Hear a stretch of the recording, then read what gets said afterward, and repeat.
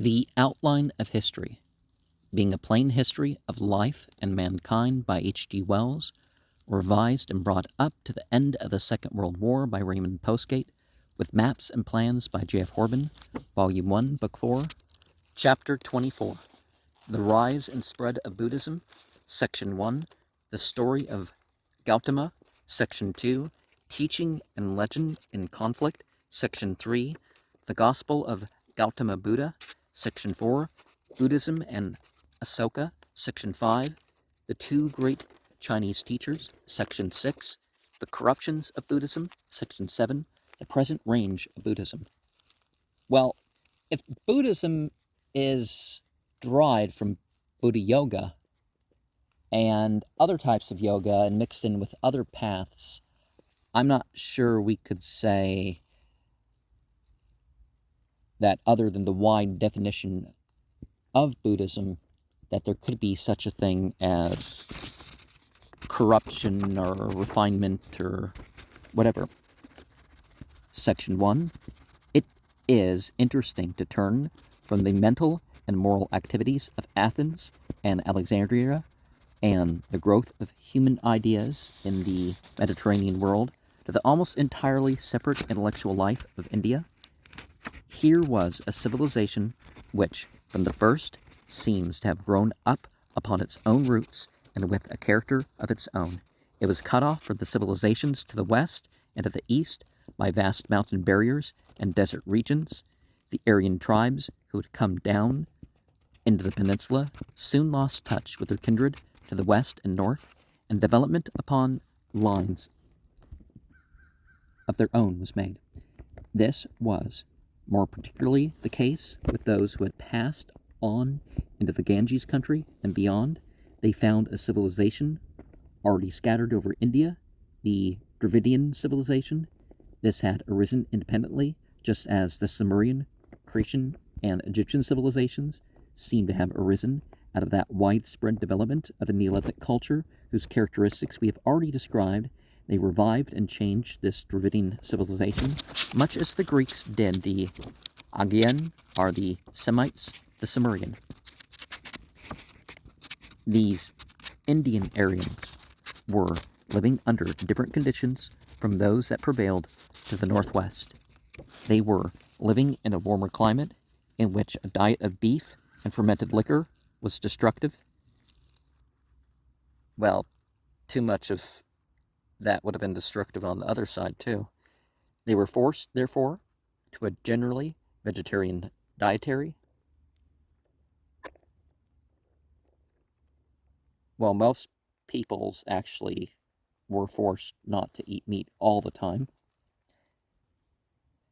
And the prolific soil, almost unasked, gave them all the food they needed. There was no further reason for them to wander. The crops and seasons were trustworthy. They wanted little clothing or housing. They wanted so little that trade was undeveloped. There was still land for everyone who desired to cultivate a patch, and a little patch sufficed. Their political life was simple and comparatively secure. No great conquering powers had arisen as yet in India, and her natural barriers sufficed to stop the earlier imperialisms to the west of her and to the east. Thousands of comparatively pacific little villages, republics, and chieftainships were spread over the land. There was no sea life. There were no pirate raiders, no strange traders. One might write a history of India coming down to 400 years ago and hardly mention the sea. The history of India for many centuries had been happier, less fierce, and more dreamlike than any other history. The noblemen, the Rajas, hunted. Life was largely made up of love stories. Here and there, a Maharaja arose amidst the Rajas and built a city, caught and tamed many elephants, slew many tigers, and left a tradition of his splendor and his wonderful processions. Yet there was much active thought among the Orientalized Aryans. Great epics were composed and handed down by verbal tradition, for there was as yet no writing. There was also much profound philosophical speculation, which has still to be brought into clear relations with the philosophical systems of the West. It was somewhere between 600 and 500 BCE where Croesus was flourishing and Lydia and Cyrus was preparing to snatch Babylon from Nabonidus. That founder of Buddhism was born in India. He was born in a small republican tribal community in the north of Bengal under the Himalayas in what is now overgrown jungle country on the borders of Nepal. The little state was ruled by a family, the Sakya clan, of which this man, Siddhartha Gautama, was a member. Siddhartha was his personal name, like Gaius or John. Gautama or Gotama, his family name, like Kasar or Smith. Sakya, his clan name, like Julius. The institutions of caste was not yet fully established in India. You can actually back up the idea that there were versions of that since time immemorial. And the Brahmins, though they were privileged and influential, had not yet struggled to the head of the system. But there were already strongly marked class distinctions and a particularly impermeable partition between the noble Aryans and the darker common people. Gautama belonged to the former race. His teaching, we may note, was called the Aryan path, the Aryan truth, after noble. Because, what was the word? Aryavatra. And on the other side, the Persians, Iranians called it Atnaranveg. It is only within the last half century that the increasing study of the Pali language, in which most of the original sources were written, has given the world a real knowledge of the life and actual thought of Gautama. Well, hundreds of years later, representing it. Previously, his story was overlaid by monstrous accumulations of legend, and his teaching violently misconceived. But now we have a very human and understandable account of him. He was a good-looking, capable young man of fortune, and until he was 29, he lived the ordinary aristocratic life of his time. It was not a very satisfying life intellectually. There was no literature except the oral tradition of the Vedantic epics, and that was chiefly monopolized by the Brahmins. There was even less knowledge. The world was bound by the snowy Himalayas to the north and spread indefinitely to the south. The city of Benares, which had a king, was about 100 miles away. The chief amusements were hunting and lovemaking. All the good that life seemed to offer, Gautama enjoyed. He was married at 19 to a beautiful cousin. You don't want to marry any closer than cousin. For some years, they remained childless. He hunted and played and went about in a sunny world of gardens and groves and irrigated rice fields, and it was amidst this life that a great discontent fell upon him. It was the unhappiness of a fine brain that seeks employment. He lived amidst plenty and beauty. He passed from gratification to gratification, and his soul was not satisfied. It was as if he had heard the destinies of the race calling to him. He felt that the existence he was leading was not the reality of life, but a holiday that had gone on too long. While he was in this mood, he saw four things that served to point his thoughts. He was driving on some excursion of pleasure when he came upon a man dreadfully broken down by age. The poor, bent, enfeebled creature struck his imagination. Such is the way of life, says Khanna, his charioteer, and to that we must all come. While this was yet in his mind, he chanced upon a man suffering horribly from some loathsome disease. Such is the way of life, says Khanna. The third vision was of an unburied body, swollen, eyeless, mauled by passing birds and beasts, and altogether terrible. This is the way of life, says Khanna. The sense of disease and mortality, the insecurity and the unsatisfactoriness of all happiness descended upon the mind of Gautama, and then he and Khanna saw one of those wandering ascetics who already existed in great numbers in India. These men lived under severe rules, spending much time in meditation and in religious discussion, for many men before Gautama in that land of uneventful sunshine had found life distressing and mysterious. These ascetics were all supposed to be seeking some deeper reality in life, and a passionate desire to do likewise took possession of Gautama. He was meditating upon this project, says the story, when the news was brought to him that his wife had been delivered of his firstborn son. This is another tie to break, says Gautama. He returned to the village amidst the rejoicings of his fellow clansmen. There was a great feast and a Nauch dance to celebrate the birth of this new tie. And in the night, Gautama awoke in a great agony of spirit, like a man who is told that his house is on fire. In the anteroom, the dancing girls were lying in strips of darkness and moonlight. He called Kana and told him to prepare his horse. Then he went softly to the threshold of his wife's chamber and saw her by the light of a little oil lamp, sleeping sweetly, surrounded by flowers, with his infant son in her arm. He felt a great craving to take up the child in one first and last embrace before he departed. But the fear of waking his wife prevented him, and at last he turned away and went out into the bright Indian moonshine to Kana, or is it Chana, because they have both sounds, waiting with the horses, and mounted and rode off into the world. And they had that four system of life thing. You know, you were a kid, and then you were a student, and then you were a householder, and then you left your family and went off. And now, if the wife didn't have any kids or something like that, then she could follow along, but she was no longer allowed to treat you as a wife does. She could help take care of the now sage that wandered about. As he rode through the night with Chana, it seemed to him that Mara, the tempter of mankind, filled the sky and disputed with him. "Return," said Mara, "and be a king, and I will make you the greatest of kings. Go on, and you will fail. Never will I cease to dog your footsteps. Lust or malice or anger will betray you at last in some unwary moment. Sooner or later, you will be mine." Very far they rode that night, and in the morning he stopped outside the lands of his clan, and dismounted beside a sandy river.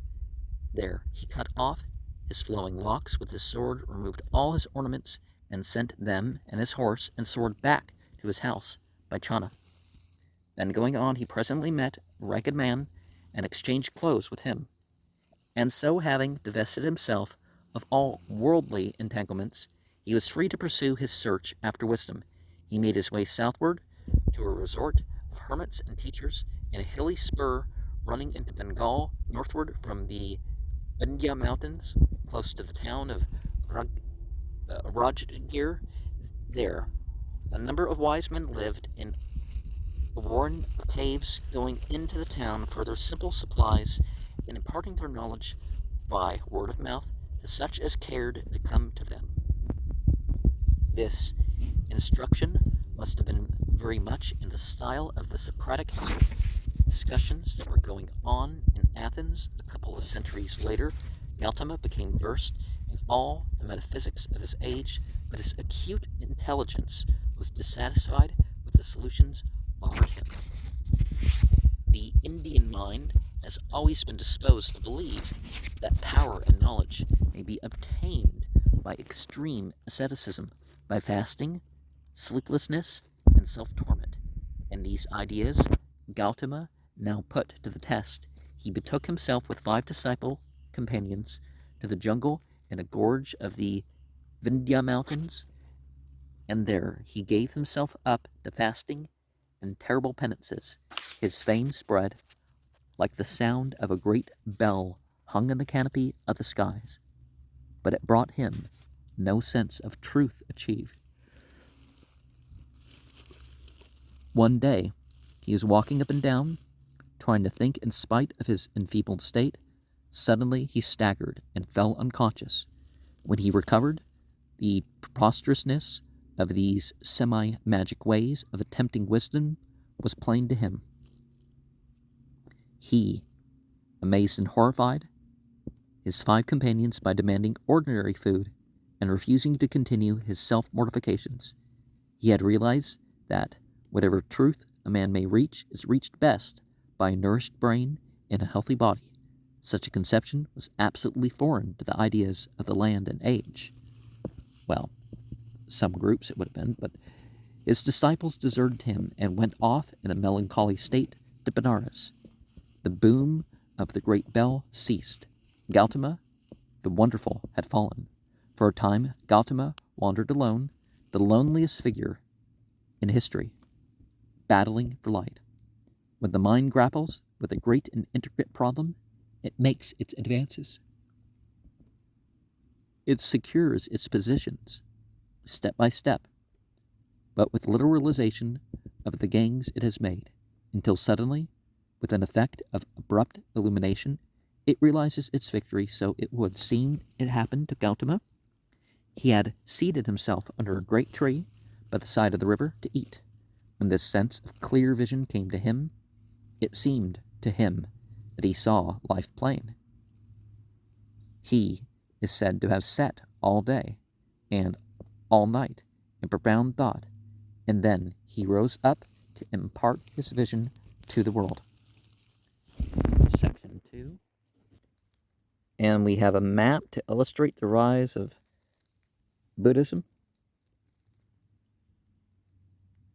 Such is the plain story of Gautama, as we gather it from a comparison of early writings. But common men must have their cheap marvels and wonders. It is nothing to them that this little planet should at last produce upon its surface a man thinking of the past and the future and the essential nature of existence. And so we must have this sort of thing by some worthy pally scribe, making the most of it. When the conflict began between the Savior of the world and the Prince of Evil, 1,000 appalling meteors fell. Rivers flowed back towards their sources. Peaks and lofty mountains, where countless trees had grown for ages, rolled crumbling to the earth. The sun enveloped itself in awful darkness, and a host of headless spirits filled the air. Whether we're talking about the Bible or some other source, that sort of language with the point of realization or birth or death of the central hero is common, of which phenomena history has preserved no authentication. While some of the stuff mentioned by Muhammad was talked about in other lands, people disconnected with that. So we do have some stuff in some accounts that is backed up, but like the thing in the Bible, that the stuff that happened during the Romans backlashing the Bar Kokhba revolt, making it into the Bible, okay, so that we know the authentication was that it happened at a different time than the Bible says. Instead, we have only the figure of a lonely man walking towards Benares. Extraordinary attention has been given to the tree under which Gautama had this sense of mental clarity. It was a tree of the fig genus, and from the first it was treated with peculiar veneration. It was called the Bo tree, and has long since perished. But close at hand lives another great tree, which may be its descendant, and in Ceylon there grows to this day a tree, the oldest historical tree in the world, which we know certainly to have been planted as a cutting from the Bo tree in the year 245 BCE. From that time to this, it has been carefully tended and watered. Its great branches are supported by pillars, and the earth has been terraced up about it so that it has been able to put out fresh roots continually. It helps us to realize the shortness of all human history, to see so many generations spanned by the endurance of one single tree. Gautama's disciples, unhappily, have cared more for the preservation of his tree than of his thought, which, from the first, they misconceived and distorted. Well, I don't know about from the first, but, by the time that Buddhism was a separate religion. At Benares, Gautama sought out his 5 pupils, who were still leading the ascetic life. There is an account of their hesitation to receive him, but they saw him approaching. He was a backslider, but there was some power of personality in him that prevailed over their coldness, and he made them listen to his new convictions. For 5 days the discussion was carried on. When he had at last convinced them that he was now enlightened, they hailed him as the Buddha. There was already in those days a belief in India that at long intervals wisdom returned to the earth and was revealed to mankind through a chosen person known as the Buddha. According to Indian belief, there have been such Buddhas. Gautama Buddha is only the latest one of a series, but it is doubtful if he himself accepted that title or recognized that theory. In his discourses, he never called himself the Buddha. He and his recovered disciples then formed a sort of academy in the deer park at Benares. They made for themselves huts and accumulated other followers to the number of 80 or more. In the rainy season, they remained in discourse at this settlement, and during the dry weather, they dispersed about the country, each giving his version of the new teachings. All their teaching was done, it would seem, by word of mouth. There was probably no writing yet in India at all. We must remember that in the time of the Buddha, it is doubtful if even the Iliad had been committed to writing. Probably the Mediterranean alphabet, which is the basis of most Indian scripts, had not yet reached India. The master, therefore, worked out and composed pithy and brief verses, aphorisms, and lists of points, and these were expanded in the discourse of his disciples.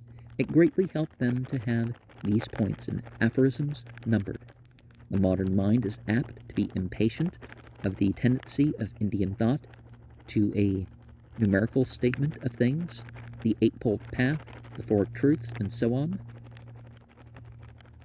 I think, if anything, the modern mind with all the machines and stuff is more adapted to that sort of thing. Okay, here's the series of things that you got to do. Here's, But this enumeration was a mnemonic necessity in an undocumented world. Section 3. The fundamental teaching of Gautama, as it is now being made plain to us by the study of original sources, is clear and simple and in the closest harmony with modern ideas. It is beyond all dispute the achievement of one of the most penetrating intelligences the world has ever known.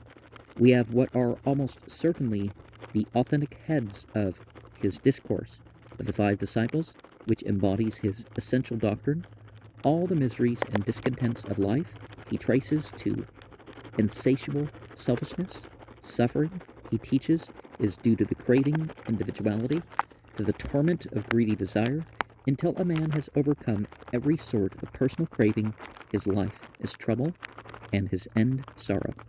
There are 3 principal forms the craving of life takes, and all are evil. The first is the desire to gratify the senses, sensuousness.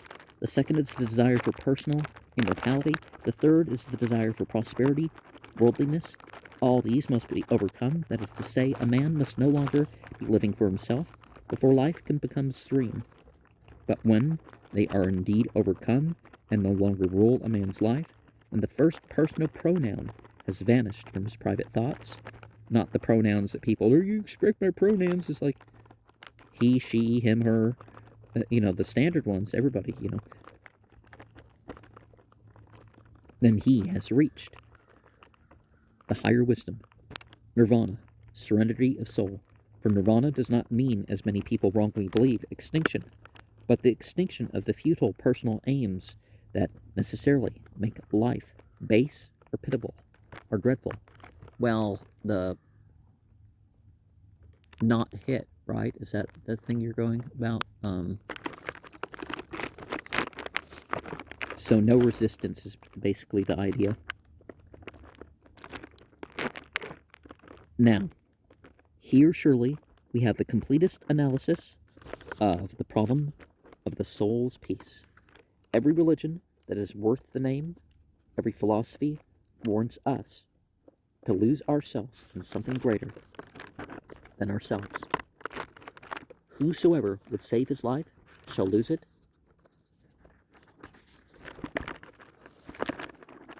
There is exactly the same lesson.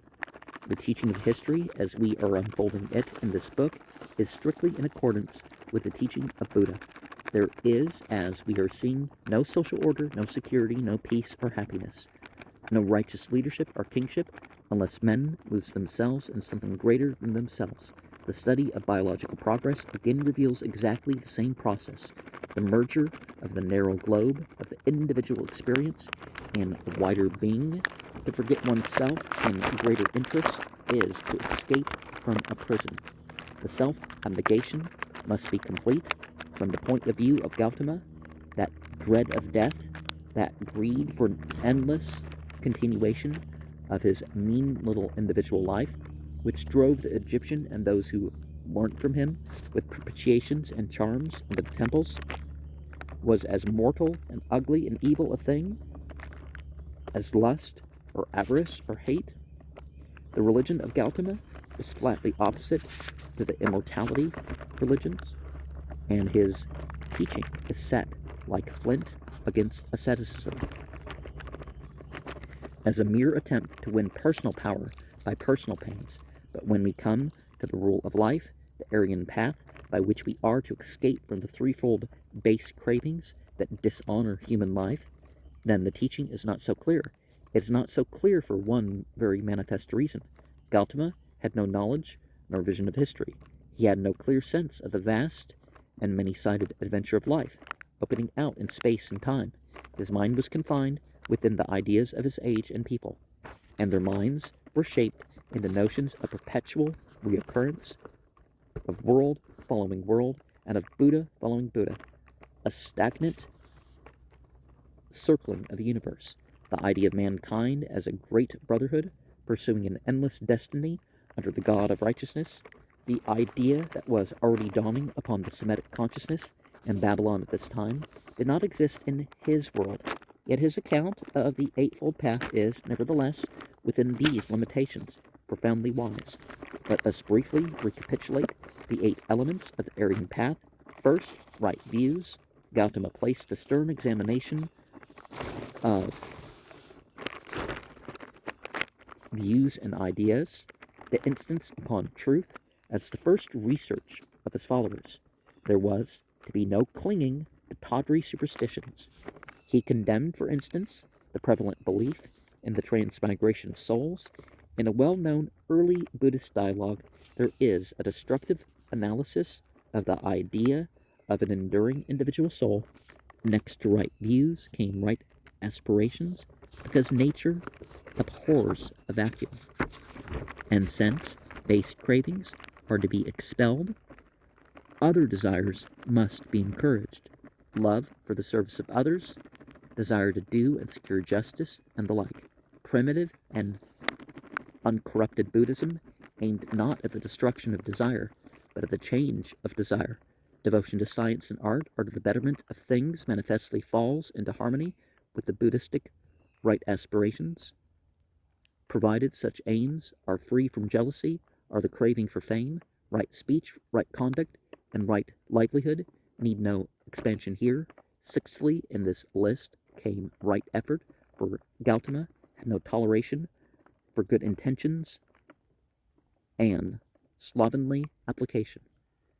The disciple had to keep a keenly critical eye upon his activities.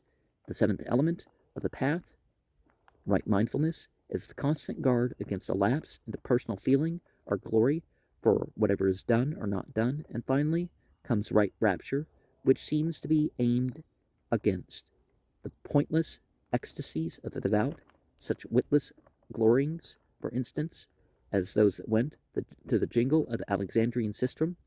We will not discuss here the Buddhistic doctrine of karma, because it belongs to a world of thought that is passing away, The good or evil of every life was supposed to determine the happiness or misery of some subsequent life that was in some inexplicable way identified with its predecessor. Nowadays we realize that a life goes on in its consequences forever, but we find no necessity to suppose that any particular life is resumed. The Indian mind was full of the idea of cyclic reoccurrence. Everything was supposed to come round again. This is a very natural supposition for men to make, so things seem to be until we analyze them. Modern science has made clear to us that there is no such exact reoccurrence as we are apt to suppose. Every day is by an infinitesimal quantity a little longer than the day before. No generation repeats the previous generation precisely. History never repeats itself. Change, we realize now, is inexhaustible. All things are eternally new. But these differences between our general ideas and those Buddha must have possessed need not in any way prevent us from appreciating the unprecedented wisdom, the goodness, and the greatness of this plan of an emancipated life as Gautama laid it down someone in the 6th century before Christ, and if he failed in theory to gather together all the wills of the converted into the one multifarious activity of our race, battling against death and deadness in time and space, he did in practice direct his own life and that of all his immediate disciples into the one progressive adventure, which was to preach and spread the doctrine and methods of nirvana, our soul serenity, throughout our fevered world. For them, at least, his teaching was complete and full. But all men cannot preach or teach. Doctrine is but one of many of the functions of life that are fundamentally righteous. To the modern mind, it seems at least equally acceptable that a man may, though perhaps against greater difficulties, cultivate the soil, rule a city, make roads, build houses, construct engines, or seek and spread knowledge in perfect self-forgetfulness and serenity. As much was inherent in Gautama's teaching, but the stress was certainly laid upon the teaching itself and upon withdrawal from rather than upon the ennoblement of the ordinary affairs of men. In certain other respects, this primitive Buddhism differed from any other religions we have hitherto considered. It was primarily a religion of conduct, not a religion of observances and sacrifices. It had no temples, and since it had no sacrifices, it had no sacred order of priests, nor had it any theology. It neither asserted nor denied the reality of the innumerable and often grotesque gods who were worshipped in India at that time. It passed them by. Hariti, a painting from Chinese Turkestan, 6th century of the Common Era. From the very first, this new teaching was misconceived. One corruption was perhaps inherent in its teaching, because the world of men had as yet no sense of the continuous, progressive effort of life. It was very easy to slip from the idea of renouncing self to the idea of renouncing active life. As Gautama's own experiences had shown, it is easier to flee from this world than from self. His early disciples were strenuous thinkers and teachers, but the lapse into mere monastic seclusion was a very easy one, particularly easy in the climate of India, where an extreme simplicity of living is convenient and attractive, and exertion more laborious than anywhere else in the world. Well, one of the main currents in Sufism is that Islamic idea of being in the world, but not of the world. And, Sufism was later, but, and it was early the fate of Gautama, as it has been the fate of most religious founders since his days, to be made into a wonder by his less intelligent disciples in their efforts to impress the outer world. We have already noted how one devout follower could not but believe that the moment of the master's mental irradiation must necessarily have been marked by an epileptic fit of the elements. This is one small sample of the vast accumulation of vulgar marvels that presently sprang up about the memory of Gautama. There can be no doubt that for the great multitude of human beings then as now, the mere idea of an emancipation from self is a very difficult one to grasp. Well, it depends on what angle you're referring to the word self as, right? Because if it's the field of consciousness, then you're no longer identifying as the field of consciousness, okay? It is probable that even among the teachers Buddha was sending out from Benares, there were many who did not grasp it, and still less were able to convey it to their hearers. Their teaching quite naturally took on the aspect of salvation, not from oneself, that idea was beyond them, but from misfortunes and sufferings here and hereafter. Or perhaps from suffering and difficulty being thought of as something different. In the existing superstitions of the people, and especially in the idea of transmigration of the soul after death, though this idea was contrary to the master's own teaching, they found stuff of fear that they could work upon. They urged virtue upon people, lest they should live again in degraded or miserable forms, or fall into some one of the innumerable hells of torment with which the Brahminical teachers had already familiarized their minds. They represented the Buddha as the savior from almost unlimited torment. There seems to be no limit to the lies that honest but stupid disciples will tell for the glory of their master. Well, these sorts of things tend more towards being associated with people who are smarter than average, just like certain mental illnesses, and for what they regard as the success of their propaganda.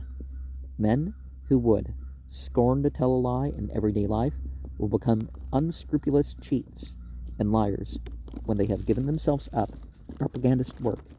It is one of the perplexing absurdities of our human nature.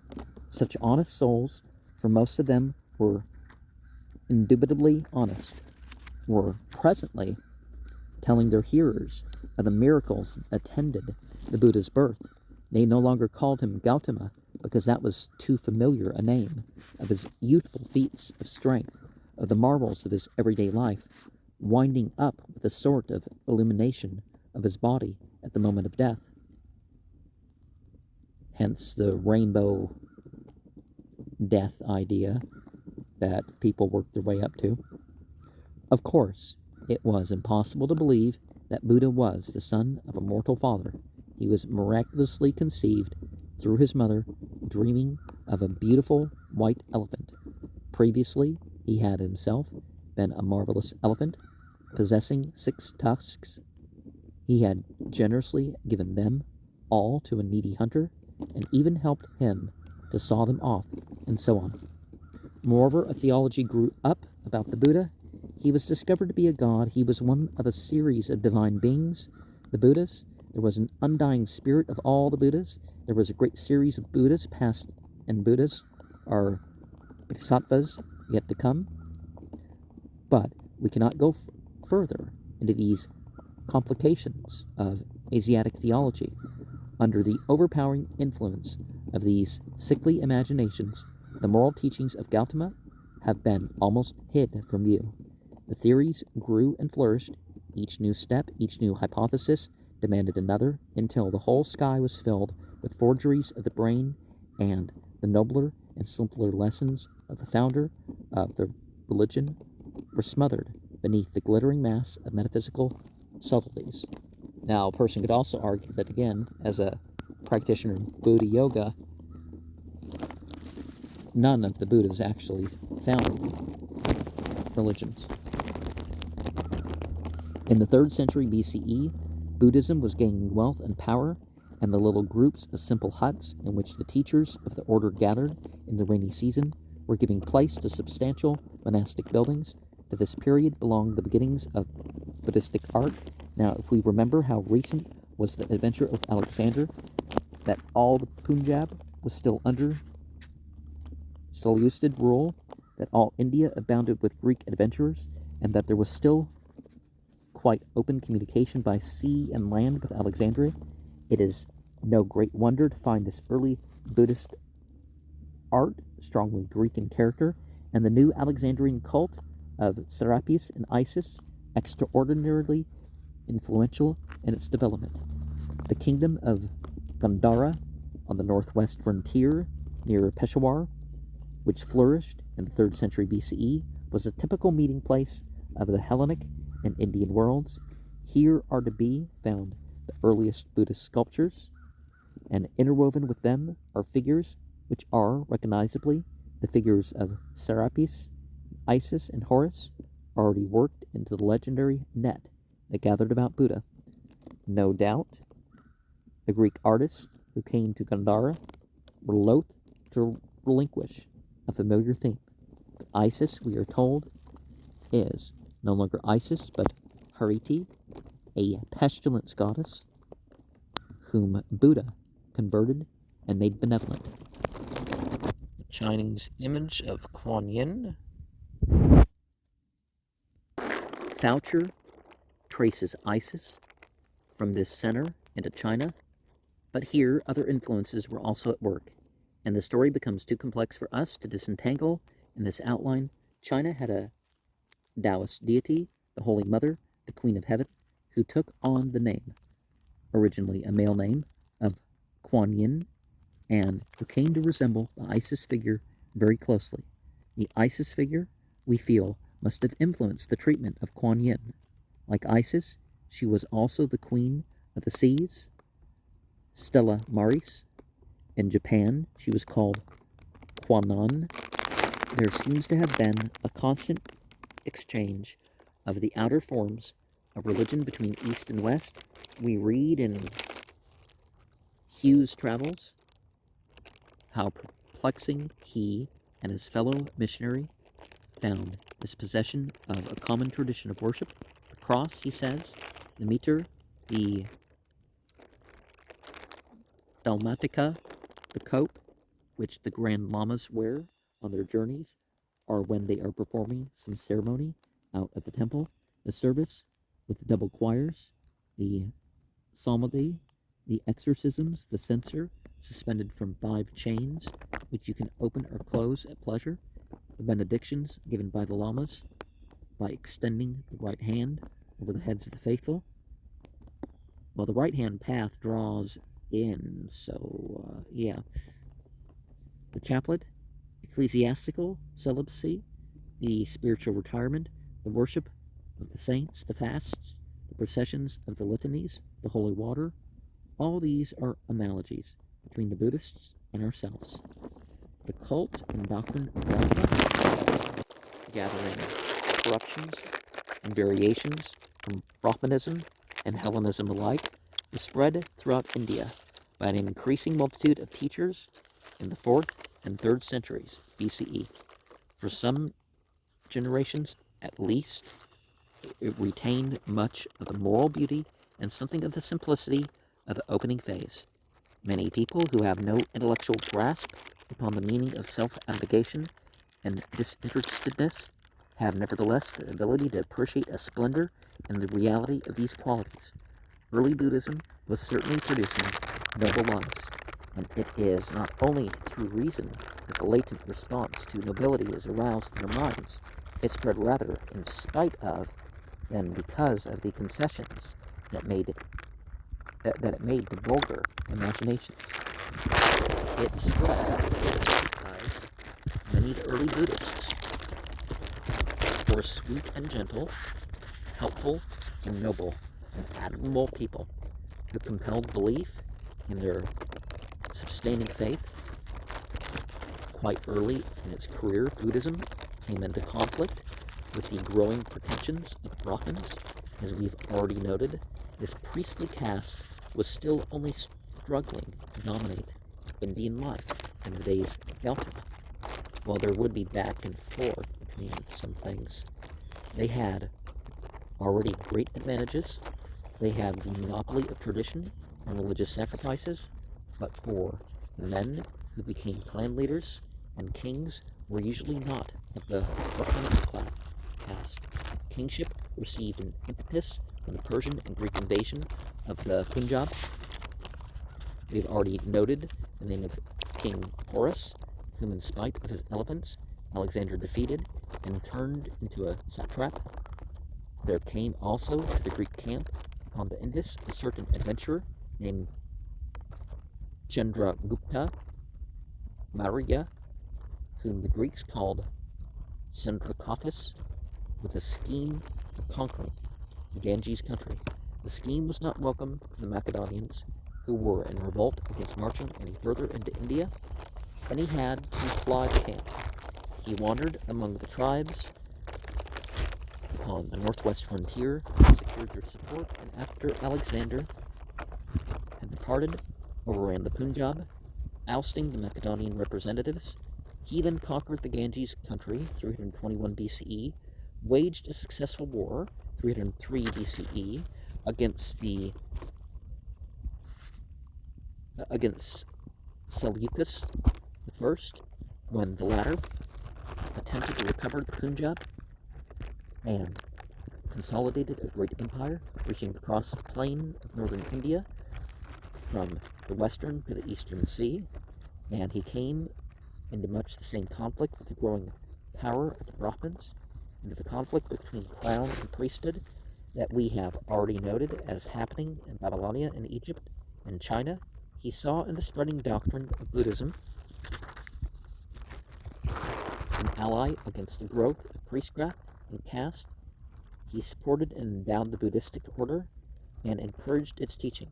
He was succeeded by his son, who was in turn succeeded by Asoka, 264 to 227 BCE, one of the greatest monarchs of history, whose dominions extended from Afghanistan to what is now the province of Madras. He is the only military monarch on record who abandoned warfare after victory. He had invaded Kalinga, 225 BCE, a country along the east coast of Madras, perhaps with some intention of completing the conquest of the tip of the Indian peninsula. The expedition was successful, but he was disgusted by what he saw of the cruelties and horrors of war. He declared, in certain inscriptions that still exist, that he would no longer seek conquest by war, but by religion, and the rest of his life was devoted to spreading Buddhism throughout the world. A map to illustrate the spread of Buddhism, present extent of Buddhism, former extent, and, well, since it's not majorities in those areas, and it's everywhere now, basically, he seems to have ruled his vast empire in peace and with great ability.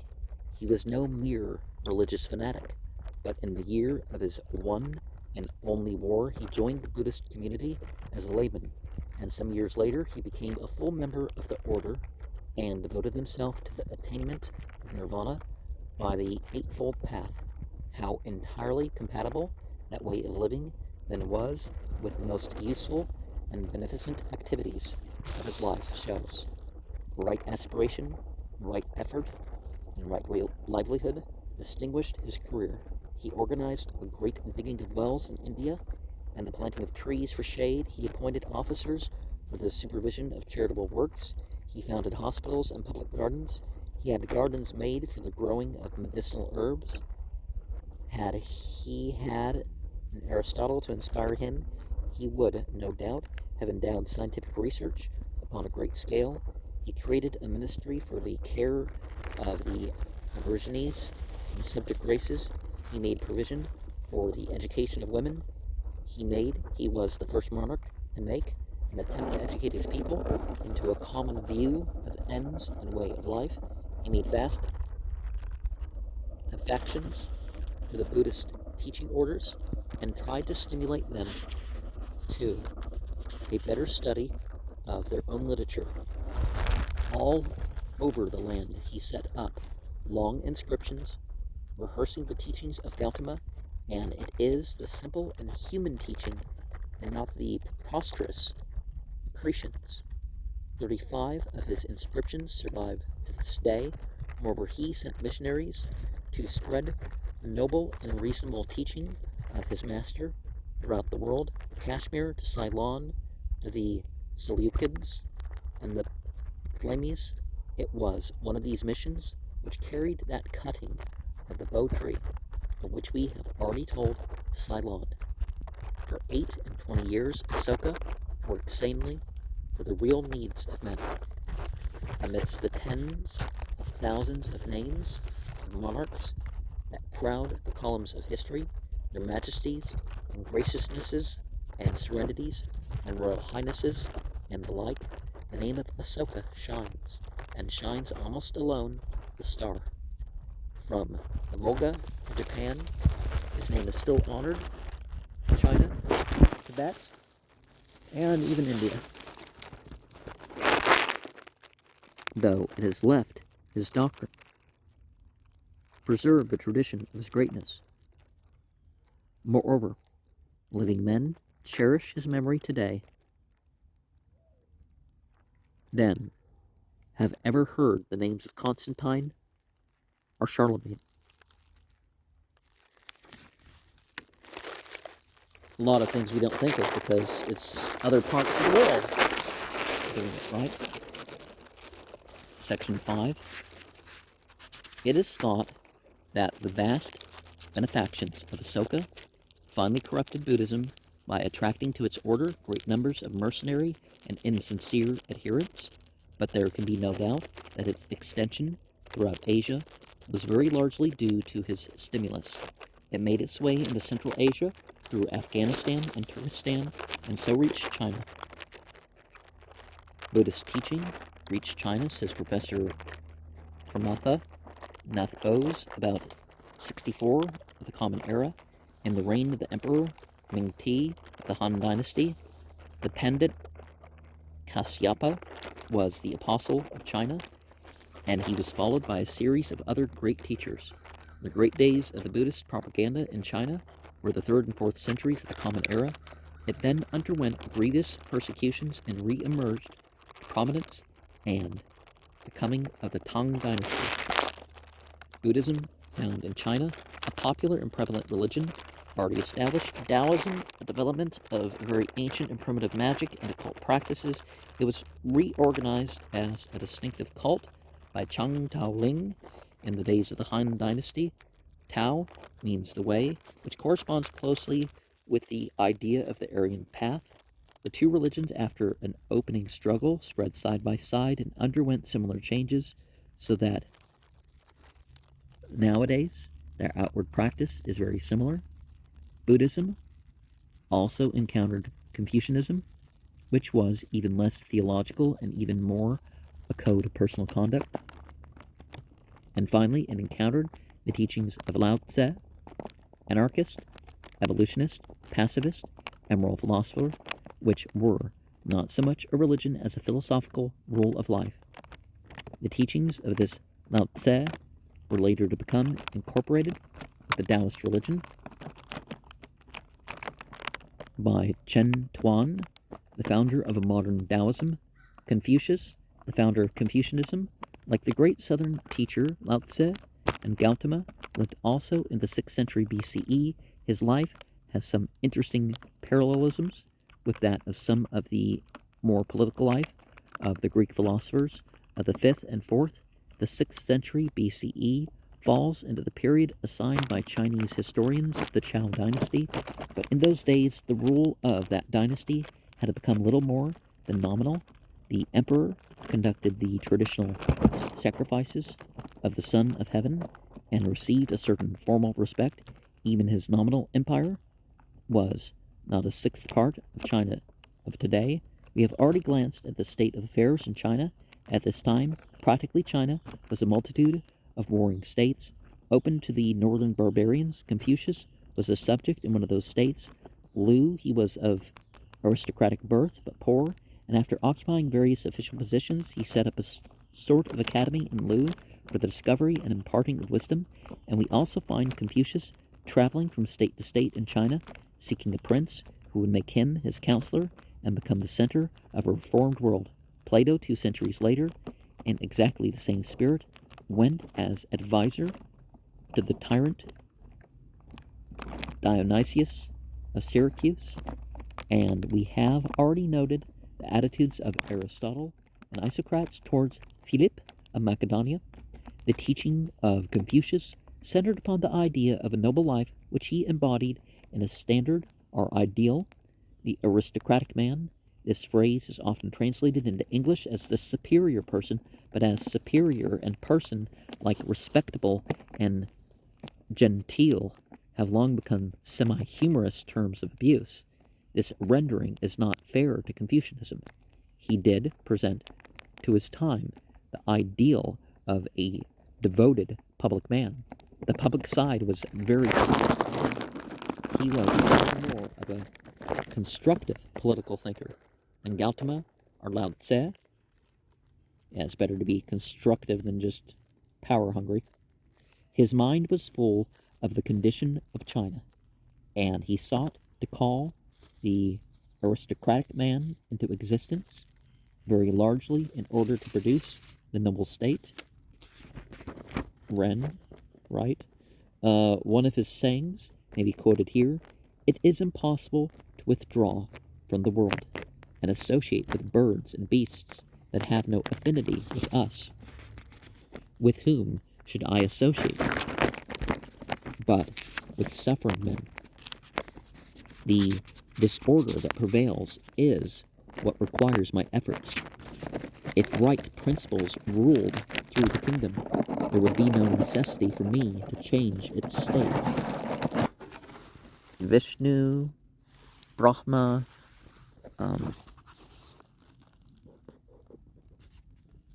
Siva or Shiva, depending on your dialect, right? The political basis of his teachings seems to be characteristic of Chinese moral ideas. There is a much directer reference to the state than is the case with most Indian and European moral and religious doctrine. For a time, he was appointed magistrate in Chengtu, the city of the dukedom of Lu, and here he sought to regulate life to an extraordinary extent, to subdue every relationship and action, indeed to the rule of an elaborate etiquette, ceremonial in every detail, such as we are wont to see only in the courts of rulers, and the households of high dignitaries became obligatory on the people at large, and all matters of daily life were subject to rigid rule. Even the food which the different classes of people might eat was regulated. Males and females were kept apart in the streets. Even the thickness of coffins and the shape and situation of graves were made the subject of regulations. Well, perhaps we want to cut back on certain extravagances, right? This is all, as people say, very Chinese. No other people have ever approached moral order and social stability through the channel of manners. Yet in China, at any rate, the methods of Confucius have had an enormous effect, and no nation in the world today has such a universal tradition of decorum and self-restraint. Later on, the influence of Confucius over his duke was undermined, and he withdrew again into private life. His last days were saddened by the deaths of some of his most promising disciples. "No intelligent ruler," he said, "arises to take me as his master, and my time has come to die." But he died to live, says Hirth. There can be no doubt that Confucius has had a greater influence on the development of the Chinese national character than many emperors taken together. He is, therefore, one of the essential figures to be considered in connection with any history of China. That he could influence his nation to such a degree was, it appears to me, due more to the peculiarity of the nation than to that of his own personality. Had he lived in any other part of the world, his name would perhaps be forgotten. As we have seen, he had formed his character and his personal views on man's life from a careful study of documents closely connected with the moral philosophy cultivated by former generations. What he preached to his contemporaries was, therefore, not all new to them, but having himself, in the study of old records, heard the dim voice of the sages of the past, he became, as it were, the phonograph um, through which were expressed to the nation those views which he had derived from the early development of the nation itself. The great influence of Confucius, his personality on national life in China, was due not only to his writings and his teachings as recorded by others, but also to his doings, his personal character as described by his disciples. Well, with Islam, in this era, we have this thing about Muhammad's character was the Quran, so he manifested it through his character. And in the accounts of later writers, some of which may be entirely legendary, has become the pattern for millions of those who are bent on imitating the outward manners of a great man. Whatever he did in public was regulated to the minutest detail by ceremony. This was no invention of his own, since ceremonial life had been cultivated many centuries before Confucius, but his authority and example did much to perpetuate what he considered desirable social practice. And one of the things that you do find about religion is that when you do have a prophet, not just a scholar, but a prophet, it's not like they're talking about, here's a bunch of weird new stuff that you don't know about. They're drawing you to more truth, or towards truth from falsehood, through stuff that is already known. Krishna, Kali, an impersonation of vengeance. Ganesha, or Ganesha. And again, none of these forms have to be thought about to use these names. The teaching of Lao Tse, who was for a long time in charge of the imperial library of the Zhou dynasty, was much more mystical and vague and elusive than that of Confucius. He seems to have preached a stoical indifference to the pleasures and powers of the world, and a return to an imaginary, simple life of the past. He left writings very contracted in style and very obscure. He wrote in riddles. After his death, Lao Tzu's teaching, like the teachings of Gautama Buddha, were corrupted and overlaid by legends and had the most complex and extraordinary observances and superstitious ideas grafted upon them. But the teaching of Confucius was not so overlaid, because it was limited and plain and straightforward, and lent itself to no such distortions. The Chinese speak of Buddhism and the doctrines of Lao Tse and Confucius as the three teachings. Together they constitute the basis and point of departure of all later Chinese thought. Their thorough study is a necessary preliminary to the establishment of any real intellectual and moral community between the great people of the East and Western world. There are certain things to be remarked in common of all these three teachers, of whom Gautama was indisputably the greatest and profoundest. Well, it depends on what's preserved, or whatever, too, so sometimes we don't really actually know, whose doctrines, to this day, dominate the thought of the great majority of human beings. There are certain features in which their teachings contrast with the thoughts and feelings that were soon to take possession of the Western world. Primarily, they are personal and tolerant doctrines. They are doctrines of a way, of a path, of a nobility, and not doctrines of a church or a general rule. They offer nothing either for or against the existence and worship of the current gods. The Athenian philosopher, it is to be noted, had just the same theological attachment. Socrates was quite willing to bow politely or sacrifice formally to almost any divinity, reserving his private thoughts. This attitude is flatly antagonistic to the state of mind that was growing up in the Jewish communities of Judea, Egypt, and Babylonia, in which thought of the one God was first and foremost. Neither Gautama, nor Lao Tse, or Confucius had an inkling of this idea of a jealous God, the God who would have none other gods.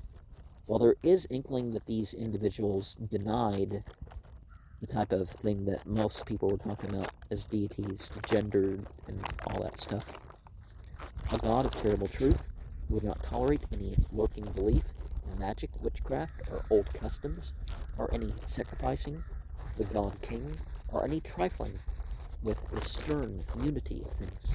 Section 6. The intolerance of the Jewish mind, and the Christians didn't do any better, did keep its essential faith clear and clean. The theological disregard of the great Eastern teachers, neither assenting or denying, did, on the other hand, permit elaborations of explanation and accumulations of ritual from the very beginning, except for Gautama's instance upon right views, which was easily disregarded. There was no self-cleansing element in either Buddhism, Taoism, or Confucianism. There was no efficient prohibition of superstitious practice, spirit-raising incantations, prostrations, and supplementary worships. At an early stage, a process of incrustation began and continued. The new faiths caught almost every disease of the corrupt religions they sought to replace. They took over the idols and temples, the altars and the censers. Tibet today is a Buddhistic country, yet Gautama, could he return to earth, might go from end to end of Tibet, seeking his own teaching in vain. He would find that the most ancient type of human ruler, a god, king, and throne, the Dalai Lama, the living Buddha. At Lhasa, he would find a huge temple filled with priests, abbots, and lamas. He whose only buildings were huts, and who made no priest, and above a high altar he would behold a huge golden idol, which he would learn was called Gautama Buddha.